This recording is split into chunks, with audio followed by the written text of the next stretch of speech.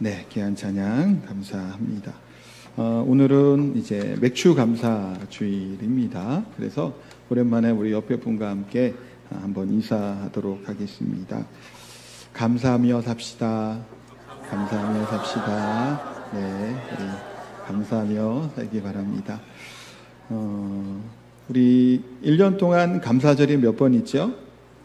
2번 있죠. 7월 첫째 주에 이렇게 맥주 감사 주일을 지키고 11월 셋째 주에 우리 추수감사 주일을 지킵니다. 맥주 감사 주일은 사실 이제 전반기 끝나는 요때로 이렇게 보통 우리가 지킵니다. 그래서 상반기 하나님이 우리에게 베풀어 주신 은혜를 기억하고 감사하는 중요한 또 저에게이기도 합니다. 감사를 잊어버리고 사는 경우들이 참 많죠. 그래서 감사를 잊어버리는 것은 영혼에 병이 들었다라고 이야기들을 해요. 그래서 이렇게도 비유를 합니다. 감사를 잊어버리고 사는 것은 신앙에 감기가 들린 거다라고 얘기를 해요. 감기 걸리면 뭐 별거 아닌 사람은 별거 아니죠. 저기 준서희 같은 경우는 뭐 별거 아닐 것 같은데 또 별거인 사람들은 또 별거예요. 그 얘기는 건강하고 하면 뭐 괜찮지만 또 이게 치명적으로 또 합병증은 이어질 수 있는 게 감기죠. 또 감기는 치료제가 없잖아요. 우리가 알다시피. 그러니까 이 감사를 잃어버리는 이 삶은 어떤 면에서는 사소한 것 같고 별것도 아닌 것 같은데 그것이 지속되고 길어지게 되면 영혼의 그런 은혜의 통로가 이제 막힌다라고들 이야기를 합니다. 은혜의 통로가 막히면 모든 것이 다 사실은 뭐 안 되잖아요. 그렇기 때문에 감사하는 삶을 살아가야 되겠죠. 이스라엘 백성들은 매일 하나님께 감사를 드리고 예배를 드렸어요. 상번제라고 합니다. 이거를. 그래서 출애굽기 29장에 보면 제사장 이제 위임식을 하고요. 그때에 매일 드려야 될 것에 대한 말씀을 하고 또 민수기 28장에도 보면 날마다 매일 번제물로 하나님께 예배를 드리는데 어떻게 하냐면 1년 된 흠없는 순양 2마리를 가지고 아침에 또 저녁에 이렇게 2번 이제 제사를 드립니다. 그래서 이제 유대인들 이렇게 설명을 해요. 아침에 드리는 번제는 헌신과 서원의 의미가 있고 저녁에 드리는 번제는 사죄와 감사의 의미를 담고 있다라고 말을 합니다. 왜 그러냐니 아침에 하루를 시작하니까 또 헌신과 또 서원과 뭔가 다짐을 하겠죠. 근데 하루를 마칠 때 한 돌아보며 때로는 회개도 하고 또 우리가 감사하는 보통도 그러잖아요. 아침에 기도할 때와 저녁에 기도할 때 조금 내용이 다르죠. 여러분들도 뭐 그런 것처럼 그런 의미도 있다라고도 말을 합니다. 또 번제물을 드릴 때 소제를 드리는데 소제는 곡물로 드리는 제사예요. 충성과 헌신을 의미한다라고도 이야기를 하는데 이 소제를 드리는 곡물도 고운 가루로 이제 드려요. 자, 근데 여기에는 중요한 영적인 의미를 또 담고 있어요. 고운 가루, 생명의 떡 대신 누구죠? 예수 그리스도. 예수께서 고운 가루와 같은 것처럼 고난당하시고 순환당하셔서 십자가의 죽으심을 상징하는 의미가 일단은 1차적으로 있죠. 그리고 또 다른 성도들 입장에서는 그와 같은 가운 가루처럼 잘게 빻아야 되잖아요. 하나님 앞에 헌신과 충성의 의미를 갖는다라고 말씀할 수 있습니다. 좀 사진을 좀 보면서 어디에서 이들이 이렇게 예배를 드렸는지를 좀 설명을 해드리려고 합니다. 성막 사진부터 좀 2장씩 나올 건데요. 한번 보시도록 할게요. 네, 2장이 나오죠. 저기 오른쪽 똑같죠. 저처럼 왼쪽에 있는 사진은 이스라엘에 가면 저렇게 모형도를 요 성경에 나와 있는 사이즈로 만들어 놓은 게 있다고 해요. 저런 모양이고요. 오른쪽에는 그 좀 조감도처럼 뭐 어떤 것이 있는지를 좀 설명하고 있습니다.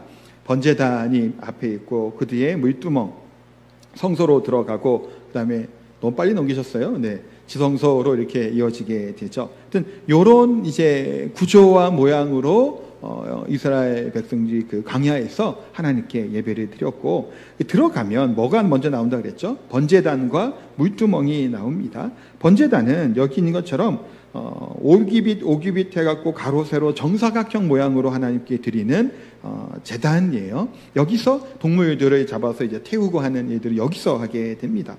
4개의 뿔이 있고 또 정사각형. 정사각형은 하나님의 공의를 좀 상징하는 의미를 담고 있어요. 반듯하잖아요. 그러니까 하나님의 공의는 치우치지 아니함을 이야기를 하고, 또 노스로 또 이제 그 4개의 고리를 또 만들기도 하고, 놋금을 가지고 하는데, 놋은 사실 성경적으로 얘기할 때 그 심판을 의미할 때 또 많이 쓰는 단어가 바로 놋이에요. 그러면 번제단이 왜 놋으로 돼 있죠? 놋금을 위해서 심판, 동물이 죽어져야 된다라고 하는 의미를 담고 있는 것이 바로 이 번제예요. 번제는 그래서 우리를 이제 구원하게 되는 구속의 의미를 담고 있는 것이 번제이고, 여기서 또 영적으로는 예수 그리스도께서 이 희생 제물이 번제물이 되셔서 우리를 대신하여 죽으시는 것을 상징하죠. 그리고 오른쪽에 보면 이제 그 물두멍이 있는데, 물두멍은 성경에서 어떤 모양으로 되어 있는지 나와 있지 않아요. 그냥 저렇게 해놓은 겁니다. 그래서 성경에 정확한 치수와 그것이 나와 있지 않아요. 그 의미가 뭔지 궁금하잖아요. 왜 다른 것들은 다 치수가 있어요? 근데 물두멍은 없단 말이에요. 궁금하면 새벽에 나오시면 됩니다. 이제 곧 새벽에 물두멍하고 이제 나갈 지경이에요. 지금 제가 보여준 요거는 최근에 출애굽기 제가 계속 새벽마다 설교하는데요. 거기에 나와 있는 제가 입으로 말로 설명했던 거 주일날 겸사겸사 오늘 또 이제 맥주 감사주를 해서 좀 보여드리는 건데, 물두멍의 의미 또 새벽에 또 추가로 말씀드릴게요. 시간이 없어서. 그 다음은 등잔대와 기구, 그다음에 떡상이 있습니다. 요거는 아까 처음 성막에서 보신 것처럼 이제 성소에 들어가게 되면 요게 등잔대, 떡상이 이렇게 좌우로 이렇게 펼쳐져 있습니다.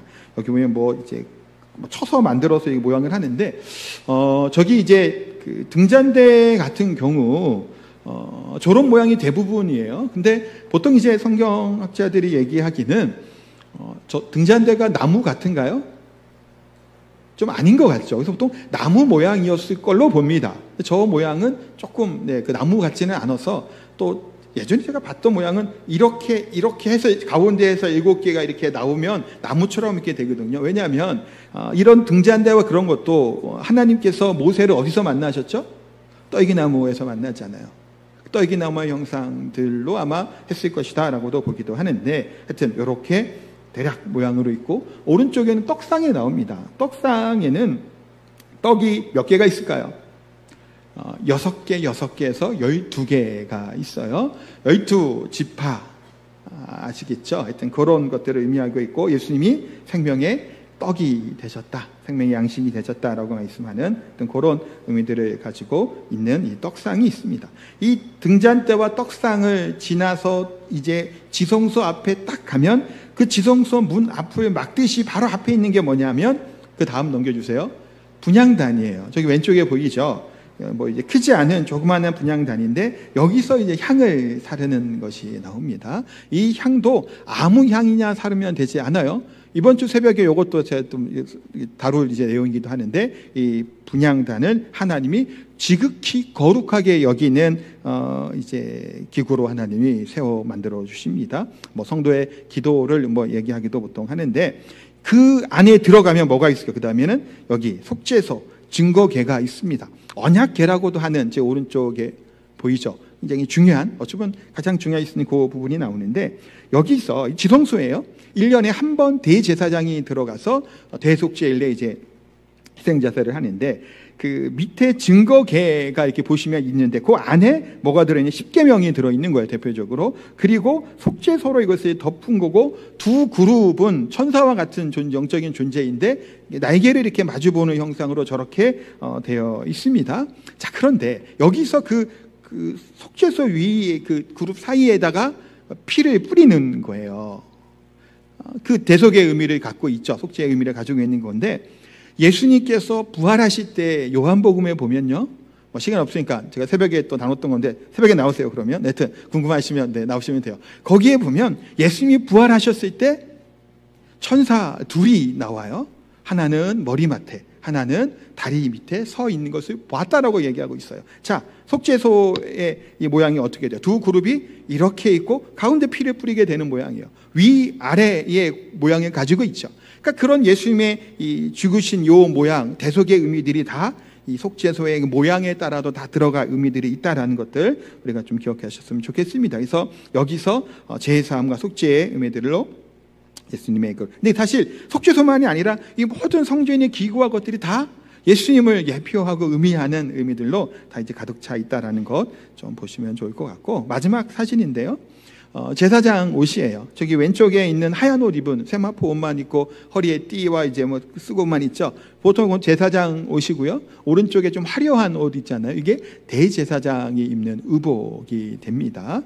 저런 모양으로 이렇게 하고 앞에 흉패를 붙이게 되고요. 흉패 보석도 12가지 보석, 또 12지파를 상징하게 되죠. 이제 그다음 이렇게 이제 제가 새벽에도 얘기한 것처럼 이렇게 앞치마 하듯이 이렇게 연결하여 막 설명 좀 복잡하게 됐는데 저런 모양이라고 생각하시면 좋을 것 같아요. 연결해서 끈으로 이렇게 하게 됩니다. 또 이제 하여튼 이런 모양, 금패, 뭐 간도 쓰고 뭐 띠를 띠고 에봇 같은 게 이제 앞치마 같은 게 에봇이에요. 겉옷이 이제 파란색.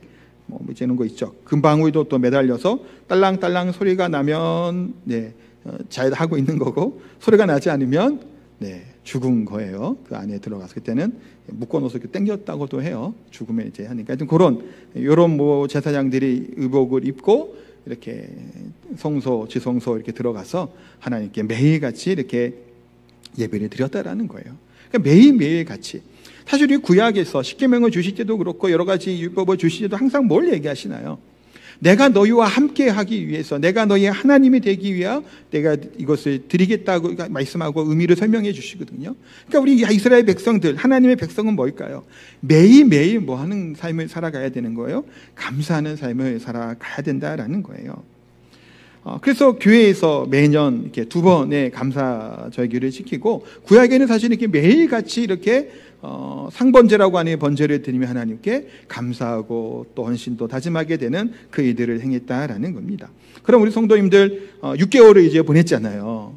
어떤 감사할 거리들을 가지고 있나요? 이런 말이 있어서 제가 좀 가지고 왔는데요. 여러분들 집에 냉장고에 먹을 음식이 있고 입을 옷도 있고 하늘을 가릴 지붕과 잠을 청할 수 있는 방이 있다면 꽤 괜찮은 삶을 살고 있다라는 거예요. 지구상에서. 저기 아프리카나 저기 어디 무슨 너무 많죠. 인구수 생각하면. 또 은행에 저축한 돈이 있고 지갑에 현금이 들어있고 거슬에 잔돈이 있다면 세계에서 제법 부유하게 살고 있다라고 얘기합니다. 또한 아침 잠자리에 일어설 때 건강에 아무 이상이 없이 일어났다면 이번 주간에도 어김없이 세상을 떠나는 수백만 명의 사람들에 비하면 여러분들은 행복한 사람들이다라는 거예요. 전쟁의 위험, 감옥, 고문, 또 굶어 죽을 그런 기아의 어려움을 겪지 않았다면 전 세계 곳곳에서 가지가지 전쟁과 또 고문과 또 투옥과 기아에 허덕이는 몇 천만 명의 사람들보다 더 행복하고 감사한 사람들이다라는 겁니다. 또한 예배 드리며 이 자리에 나올 때 어떤 협박이나 방해 없이 교회에 오셨다면, 혹 아내의 협박으로 나오는 분이 있을지는 모르겠는데 그렇게 오셨다면 세계 곳곳에 수십억 명의 핍박과 또 예배도 마음대로 드리지 못하는 환경 가운데 있는 그 사람들을 볼 때 얼마나 감사하고 행복한 사람인지 모른다라는 겁니다. 이 밖에도 여러 가지 우리가 감사의 조건을 찾으면 끝이 없겠죠. 근데 감사에는 눈에 보이는 이렇게 현상적인 것들이 있어요. 그래서 집 이사를 갔다던가 좋은 친구들을 만났고 좋은 가정이 있고 좋은 남편과 아내가 자녀가, 또한 내가 건강하기 때문에 사업이 잘 되기 때문에 직장생활이 원만하기 때문에 등등 보이는 감사들이 많아요. 근데 때로는 뭐가 있을까요? 오늘 사실 생각해 볼 것은 보이지 않는 것에 대한 감사가 필요하죠. 제가 이제 6월 말에 제가 생일이었어요. 좀 지났죠. 지난 다음에 또 얘기한 건데 너무 가까이 얘기하면 또 그럴까 봐. 하여튼 생일이었는데 2가지 감사의 의미가 다 있었단 말이에요. 생일 당일날 또 뭐 카톡도 주시고 연락도 주시는 분들이 있어서 참 감사했고요. 또 그러면서 새벽에 생각지도 않은 새벽 예배를 끝나고 다 같이 기도합시다 했더니 뒤쪽에서 생일 축하합니다. 이거를 이제 불러주시면서 케이크를 저한테 갖다 주셨어요. 새벽에. 얼마나 감사하던지. 사실은 어찌 보면 이거는 제가 생각했던 설교는 눈에 보이는 감사죠.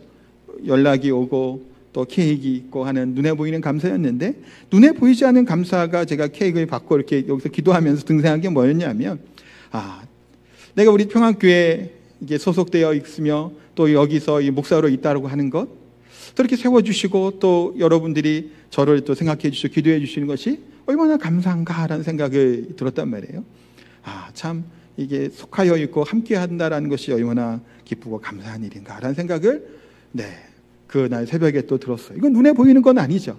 그런데 감사하는 것들이 참 있다라는 거예요. 오늘 본문의 바울사도 또한 눈에 보이는 감사의 의미보다는 보이지 않는데 그런 보이지 않는 영적인 것을 갖고 감사하고 있어요. 오늘 본문은 중보기도의 성격을 띠고 있는 기도문이에요. 사실은 바울이 에베소 교회를 향한 첫 번째 내용에 뭐가 나오냐 하면 세 가지 정도 크게 볼 건데요. 믿음과 사랑이에요. 16절에 보면 내가 기도할 때 기억하며 너희로 말미암아 감사하기를 그치지 아니하고, 바울이 기도할 때 감사하고 또 기쁘다라는 의미를 하고 있어요. 뭐 때문에 그렇다는 거죠? 15절에 그 내용이 먼저 나오죠. 이로 말미암아 주 예수 안에서 너희 믿음과 모든 성도를 향한 사랑을 나도 들었다라는 거예요. 이 성도들이 갖고 있는 믿음과 사랑을 듣고 이것을 기뻐하고 감사한다고 고백을 합니다. 지금 에베소 교회 성도들과 바울은 어떤 관계이냐 하면, 바울이 복음을 전해서 에베소 교회가 세워졌잖아요. 그런데 계속 머물러 있을 수 없잖아요. 바울이 또 이제 이동하여 가는데 이들만 두고 떠나는 그 심정이 어떠했냐 하면, 사도행전 20장에 나중에 나와요. 열어주지 마세요. 성경은 아직 아니니까. 하여튼 나오는데 복음을 전하고 교회가 생겨지고 되는 이때에 이 에베소라는 지역 자체가 소아시아 지역의 중심지란 말이에요. 상업과 무역이 발달된 장소예요. 자, 그러면 떠오르는 게 뭔가요?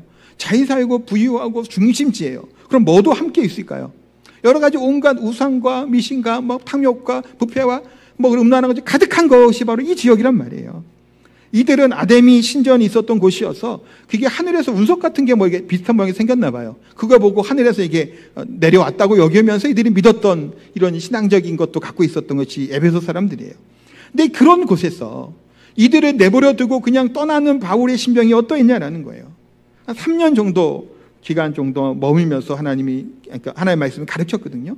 근데 이 바울 사도가 예루살렘으로 가고 이제 떠나가는 이제 헤어지면 못 볼 수 있는 상황 가운데 사도행전 20장 29절 이하에 보면 이렇게 고백을 합니다. 내가 떠난 후에 사나운 이리가 여러분에게 들어와서 그 양떼를 아끼지 아니하며라고 얘기하면서 혼란스럽게 할 것을 걱정하고 있어요.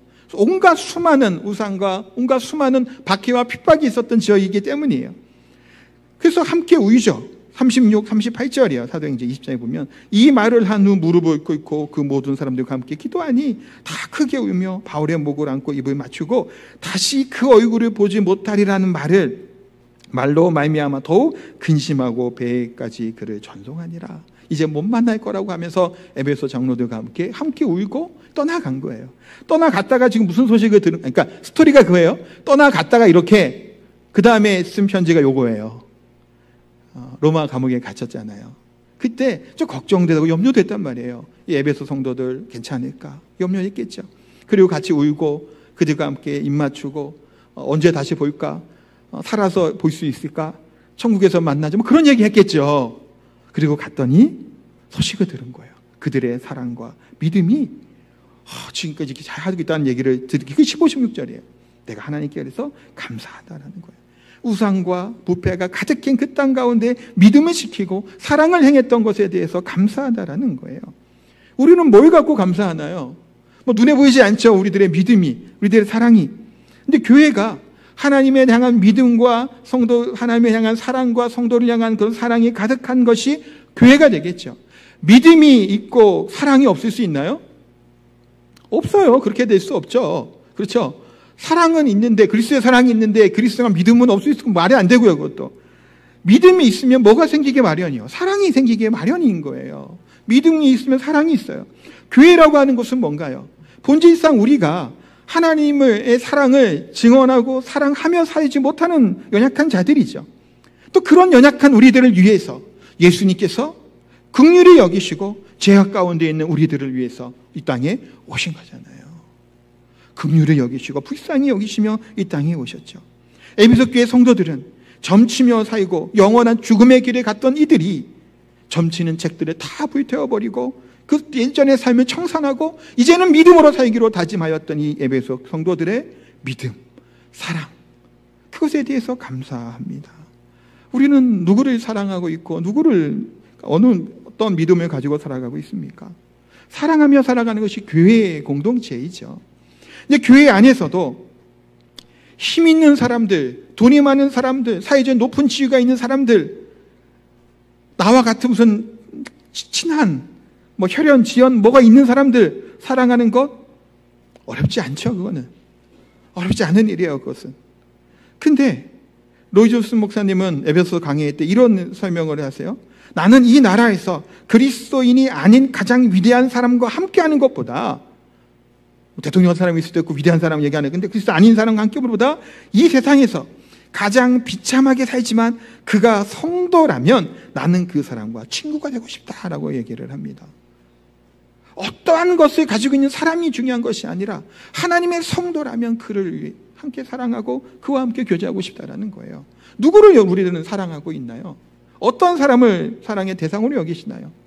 그리스도 안에 있는 이 참된 믿음과 사랑이 우리 가운데 넘치고 감사의 거리가 되시기를 소망합니다. 두 번째는 사실은 이것이 가능하게 하는 내용이기도 해요. 앞에 믿음과 사랑이 지혜와 계시를 얘기하죠. 17, 18절에 보면 우리 주 예수 그리스도의 하나님 영광의 아버지께서 지혜와 계시의 영을 너희에게 주사 하나님을 알게 하시고 너희 마음의 눈을 밝히사 그의 부르심의 소망이 무엇이며 성도 안에서 그 기업의 영광이 풍성함이 무엇이며 이것을 알게 하셨다라는 겁니다. 여기 보면 에베소 교회 성도들이 먼저겠죠. 우리도 마찬가지예요. 사실은 세상이 주지 못하는 하늘의 신비한 은혜를 어떻게 주신 거예요? 지혜와 계시를 넘치게 주시는 거예요. 주사라고 하는 단어는 폭우와 폭포수와 같은 것들을 떠오를 때 쓰는 다른 표현이기도 해요. 장마철 우리 제주도에서 막 몰아치잖아요. 아무 소용 없죠. 하나님께서 흠뻑 젖을 만한 하나님의 그런 은혜가 지혜와 계시로 부어주셨다는 것을 말씀하고 있죠. 그래서 여기에서 하나님을 알게 하셨다라는 거예요. 하나님을 알게 하셨다. 이게 뭘까요? 그냥 지식적으로 성경에 써있으니까 하나님이구나가 아니에요. 하나님과 깊은 친밀한 교제 가운데 속속들이 아는 것과 같은 이 하나님을 아는 지혜와 지식을 주셨다라는 것을 이야기를 합니다. 또한 여기서 하나님을 아는 지혜와 지식에서 끝나는 것이 아니라 그의 부르심의 소망이 무엇인지 알게 했다 그러죠. 부르심의 소망이 뭔가요? 혹시 여러분 우리 성도님들은 예수님을 믿는 게 믿고 죽어서 천국 가는 게 단가요? 그게 끝인가요? 그렇기 위해서 우리가 신앙생활을 하나요? 그런 게 아니죠. 하나님 우리를 부르심의 소망이 있다라는 거예요. 이것을 알게 하시는 거예요. 뭐로 말미암아? 지혜와 계시로 말미암아. 지혜와 계시의 영이 누구신가요? 성령 하나님이시죠. 성령 하나님께서 우리에게 그것을 깨닫게 해주시고 알게 하셨다라는 거예요. 하나님의 부르심의 소망을 아는 자들, 그 베푸신 은혜가, 그 상속되는 은혜가 얼마나 큰지를 믿고 알고 계시나요? 그렇다면 그것이 감사하다라는 거예요. 믿지 아니하는 자들은 뭔가요? 지혜와 계시의 영은 하나님의 선물이에요. 우리가 의도적으로 하려고 해서 되는 게 아니란 말이에요. 하나님을 보려고 해도 볼 수 없어요. 믿음의 눈을 가지지 않으면 보지 못한다라는 거예요. 하나님을 만나는 자들, 이 지혜와 계시의 영을 받은 자들은 삭개오와 같은 내 것을 나누어주고 갖게 하겠다고 고백이 나온다란 말이에요. 눈이 밝아졌기 때문이죠. 나를 부르신 하나님의 뜻을 아는 것이고 하나님의 소명을 깨닫게 되는 것이고, 그래서 과거의 내가 또 현재의 나를 살아가겠는데 과거의 것이 문제가 되는 것이 아니라 앞으로의 미래의 삶이 얼마나 하나님이 영화롭게 하고 나를 하나님의 기쁘신 뜻대로 이끄실 거에 대한 소망을 갖는 거예요. 그래서 바울은 다메섹에서 가는 길에 예수님을 만나죠. 그 이후에 자신의 신앙과 가치관과 인생의 목적이 모두가 다 변한 것을 보게 됩니다. 우리의 삶을 돌아보면 어떤가요? 감사할 것들이 얼마나 많으시나요?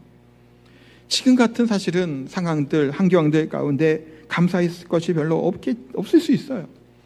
그러나 그럼에도 불구하고 우리가 하나님께 감사하고 찬양할 수 있고 기도할 수 있는 것, 하나님께서 믿음의 눈을 갖고 하나님을 보게 하셨기 때문인 줄 압니다. 예수님 믿고 구원받아 천국 백성이 된 것 자체가 하나님이 얼마나 큰 은혜인가라는 거예요. 그런데 삶의 주권자가 주인이 바뀌었음에도 불구하고 우리 삶과 인생이 때로는 바뀌지 않은 것들을 보게 되죠. 예수님을 만나고 예수님을 주로 고백하면 삶의 변화가 일어나야 되겠죠. 회심하게 되면 변화가 동반되는 게 당연한 일이에요. 뭐라고요? 회심을 하고 예수님을 만나면 변해야 된다고요. 변함이 없으면 정말 곤란합니다. 전혀 아무렇지 않은 건 곤란한 일이에요. 회심하는 순간 그렇다고 우리가 성자가 되는 것은 아니에요. 전 인생을 통한 우리들의 가는 방향이 그런데 뭐 하게 돼요? 바뀌는 거예요. 성자처럼 되지는 당장은 되지 않을지라도 시각이 바뀌고 생각이 바뀌고 가치관이 바뀌고 세계관이 바뀌어 나가는 변화가 반드시 온다라는 거예요. 이게 회심한 하나님의 백성다운 모습이죠. 그래서 똑같은 세상에서 똑같은 일을 당하며 사는데 어떤 사람은 감사하며 살아요. 어떤 사람은 감사하지 않아요. 어떻게 이게 나타날까요? 어떤 사람은 더 어렵고 힘들고 사고나고 괴로운데도 뭐가 나와요? 감사가 나와요. 그럼에도 감사하게 돼요. 이만한 게 다행이라고 얘기를 해요. 또 어떤 사람은 잘 되다가 한두 가지 문제가 생겨도 불만 불평이 쏟아진단 말이에요. 감사하지 못하는 인생과 삶은 어떤 사람이에요? 불행해요. 불행한 삶이에요. 잘 생각해 보세요. 어떤 사람들은 어떤 현상을 가지고 항상은 아닐지도 모르겠지만 대체로 자주 불만, 불평, 비판적인 시각과 생각만 가지고 있는 사람들이 있어요. 혹시 계신가요? 이 자리에도? 있단 말이에요. 그러면 행복할까요? 안 행복해요. 즐거울까요? 안 즐겁죠. 제가 지난번에 한번 그런 얘기 했던가요? 예전에 서울에 있을 때 교회에서 이제 어르신들 효도 강강 같은 것을 했단 말이에요. 그래서 이제 전에 했던 얘기를 제가 듣고 그때 이런 얘기를 했대요. 전에 목사님이 또 어르신들이고 하니까 두부 정식도 깔끔하고 좀 그런 것들을 준비해서 갔는데 아니 그 고기가 없냐라는 얘기를 하셨대요. 어르신들. 그래서 제가 이제 이제 맡아갖고 그 얘기를 듣고 제가 그 고기 이제 그 좀 맛있는 한우 같은 거 먹을 수 있는 고깃집으로 이제 식사 자리를 자기게 인도했어요. 그리고 그 중에 어르신이고 하니까 제가 이제 안심이 부드러운 거 아시잖아요. 부드러운 안심을 해갖고 이렇게 식사할 수 있도록 했단 말이에요. 그리고 나서 이제 돌아서 이렇게 오는데 뒤에서 이런 얘기를 하시는 분이 있더라고요. 고기가 너무 부드러워서 씹는 맛이 없대요. 너무 부드러워서 씹는 맛이 없어서 그것도 불만이 생기더라고요. 아니 한우 고기 안심을 그렇게 먹었으면 저는 그거 사주면 하나도 불만 없어요. 사실은 고기인데 소고기 참. 근데 씹는 맛이 없는 것도 불만이 생기는 거예요. 그러면 뭘 먹어도 어떨까요? 뭘 더 먹으면 될까요? 등심을 먹으면 뭐라 그럴까요? 소고기는 조금 더 부드러워야 되는데 좀 덜 부드럽다 얘기할 수도 있겠죠. 좋은 향이 나면 누린데 냄새가 날 것 같다는 얘기하겠고, 바다 음식을 하면 그래도 해산물보다는 육고기가 좋지 않냐라고 얘기할지도 모르겠어요. 끝이 없죠. 끝이 없어요, 사실은.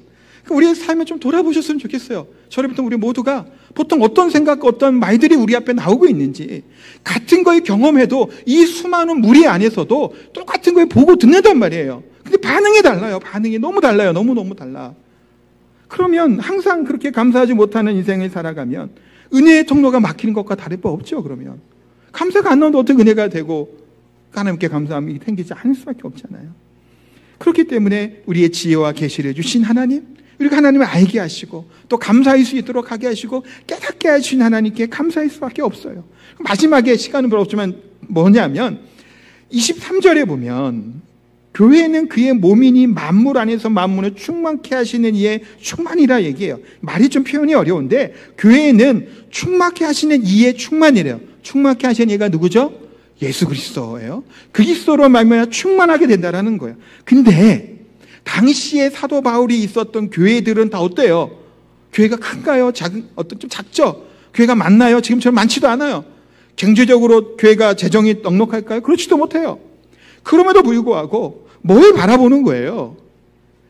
그리스도께서 충만하게 하실 것을, 뭐를? 교회를, 또한 뭐를 누가 통치하고 다스리시는 거예요. 온 세상을 누가 통치권에 있죠? 하나님이 우리 주 예수 그리스도께서 다스릴 것을 기대하는 거예요. 하나님의 말씀이, 은혜가, 사랑이, 능력이, 권세와 섬김과 은혜와 복이 충만하게 교회가 될 것을 소망하는 거예요. 아직은 미약하고 연약하고 본인은 감옥에 들어가 있지만 언제 죽을지도 알지 못하죠. 본인이 목표했던 대로 복음을 로마에서 제대로 전할 수 있을지 없을지도 몰라요. 그럼에도 불구하고 만물을 충만케 하시는, 온 천지 만물을 충만하게 다스리고 통치하실 하나님께서, 우리 주 그리스도 예수께서 교회를 다스리고 통치하실 것이기에 뭐 하는 거예요?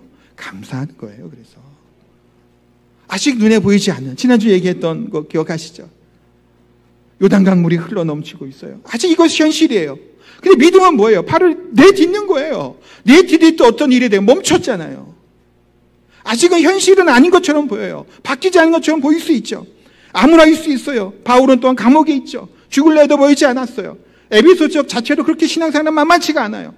그럼에도 불구하고 감사할 수 있는 것, 우리는 통치자시고 만물을 다스리시는 분, 그 안에 거한 자들이기 때문이라는 거예요. 그래서 우리 또한 복음으로 세상을 다스리는 자들이고 기도로 세상을 정복하는 자들인 줄 믿습니다. 성령의 능력으로 세상을 지배하며 사가는 자들이 바로 우리 하나님의 성도들인 줄 믿습니다. 이것을 위임받은 자들이에요. 우리가 존귀한 자들이에요. 그러니 바울이 총독과 왕 앞에 가고 감옥에 갇혀도 당당할 수 있는 거예요. 주눅들 필요가 없죠. 황제 앞에서도 주눅 들어야 될까요? 아니에요. 오히려 자신은 존귀한 것을 가진 자고, 황제나 왕이나 총독은 그리스도 예수의 가장 값진 것을 모르는 미련하고 어리석고 안타깝고 불쌍한 자들이죠. 그 자들 앞에서 우리가 위축될 이유가 있어요? 아니, 가장 존귀한 가진 사람이 못 가진 사람을 보고 쭈삣쭈삣하고 부러워할 수 있냐고요? 부러워할 수 있어요? 부러워할 수 없죠. 우리는 더한 것을 가진 자들이기 때문이에요. 이런 사람이 있었답니다. 한 재벌이 당뇨병, 위장병이 있어서 매일 잡곡밥과 두부 한 모 정도만 먹고 살다가 죽었대요. 그러면 그 많은 재산과 음식과 그거는 누가 먹고 누가 살아요? 재벌이면 뭔 소용이 있어요? 위장병, 당뇨병 있으면 뭐 가려 먹어야 되잖아요. 뭐 행복한 삶을 사나요? 이 얘기가 왜 할까요? 영적인 당뇨, 영적인 위장병에 들여 하나님의 안에 있는 신앙의 풍요를, 하나님의 자녀된 권세를 누리지 못하고 잃어버리고 사는 인생이야말로 얼마나 불쌍한가요? 우리가 안 믿는 사람이면 상관없어요. 근데 믿는다고 교회도 나왔고 예배도 드리고 헌금도 하고 시간도 드리면서 이렇게 평생 살아가는데 그 풍요로움을 못 누리고 우리가 살다가 가면 제일 불쌍한 사람들이 여러분들이에요. 차라리 안 믿으면 내 마음대로 하다 살다 죽잖아요. 근데 산다고 사는데 그 풍요로운 그 은혜를 못 누리고 살아가면 그러다 죽으면 얼마나 불쌍한 거예요. 안타까운 일이죠. 그러하기에 상반기를 보내고 하반기를 시작하죠.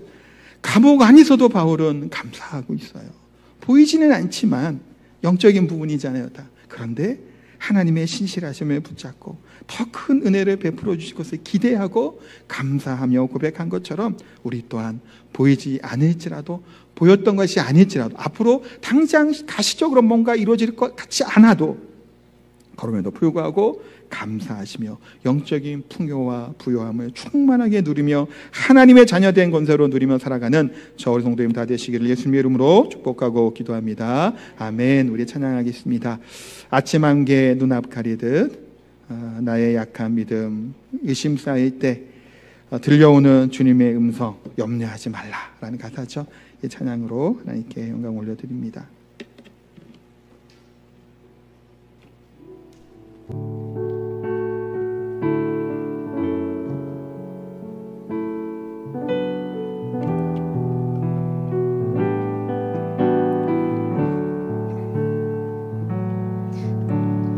아침 안개 눈앞 가리듯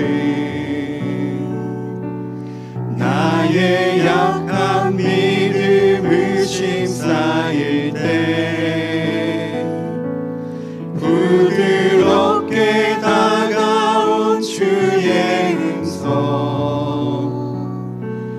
아무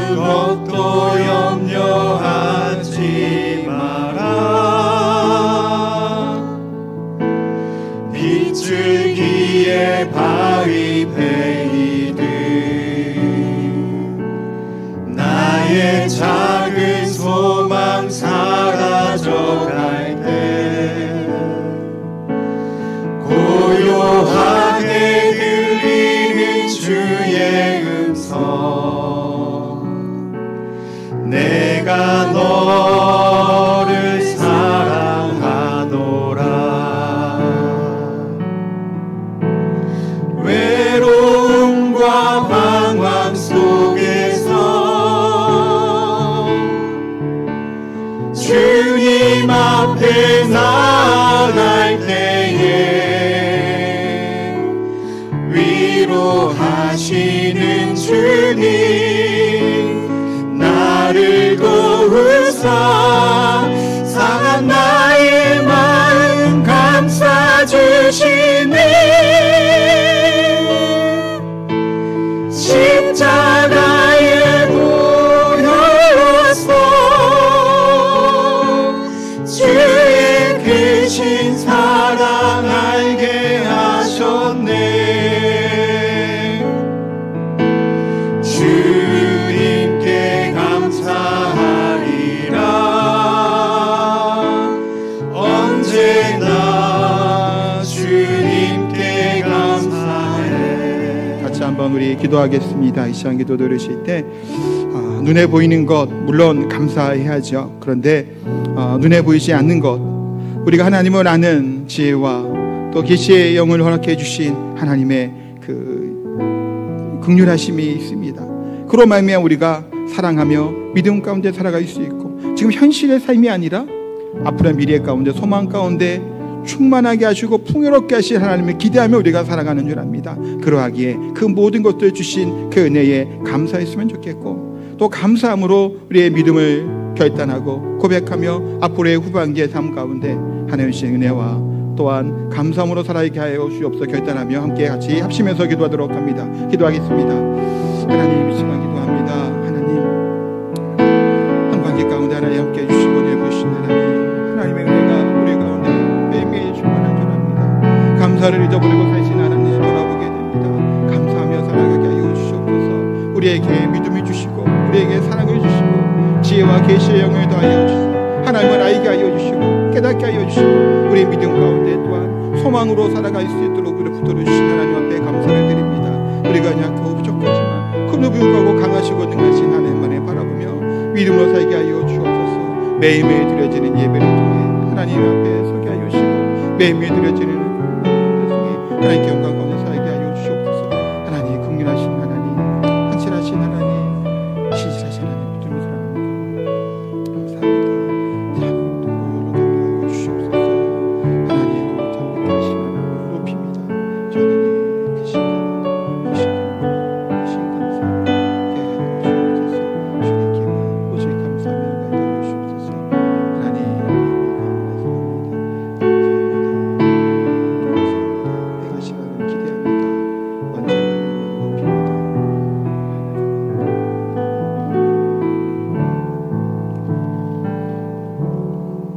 거룩하고 존귀하신 하나님, 어떤 상황 가운데서도 하나님께서 부어주신 은혜를 기대하며 또한 이 시간 감사를 드립니다.